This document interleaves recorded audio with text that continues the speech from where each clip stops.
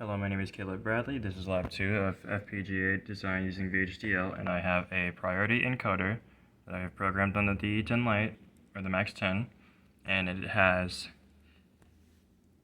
switches 9 to switch 1 are my inputs of the encoder, and my output, my inverted BCD output of the encoder belongs to the LEDs 9 through 6. And on the left here, we have the proper BCD output in decimal form. This is the BCD output. So how this works is I push down a switch because this is an active low input, and then it shows me the number in the LED, and then the inverted BCD output through the LEDs. So this is 9. I just switch one down, and as you can see, like the inverted output of this, because if 9 is my MSB, and this is a 4 flip-flop situation, I have 0, 1, 1, 0, and the inverse of that is 1, 0, 0, 1, which is 9 in binary.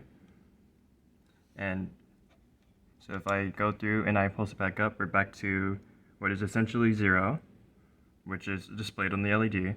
Then if I move down switch 2, I get 8, and as you can see, that the only one's off is the LED 9, which is our MSB. So if we invert this output that is displayed here, we get 8, which is here.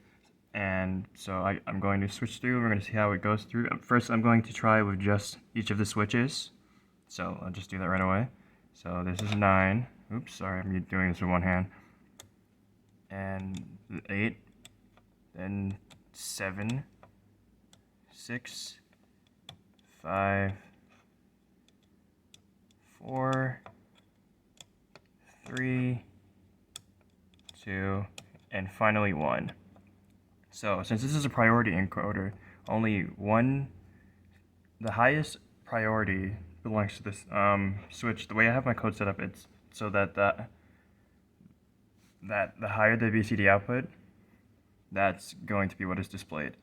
So since this has 9 has higher priority than like 5, so when I post down 5 as well, it's overwritten by the output of 9. But if I were to move this, it'll switch over to 5. And if I were to try a different number entirely, if I use 5 as my main priority, and I try to use, say, 2, I'm switching down 2, and it's not changing the output. It still remains as 5. And that is essentially the project, or this experiment. This concludes Lab 2 of this class.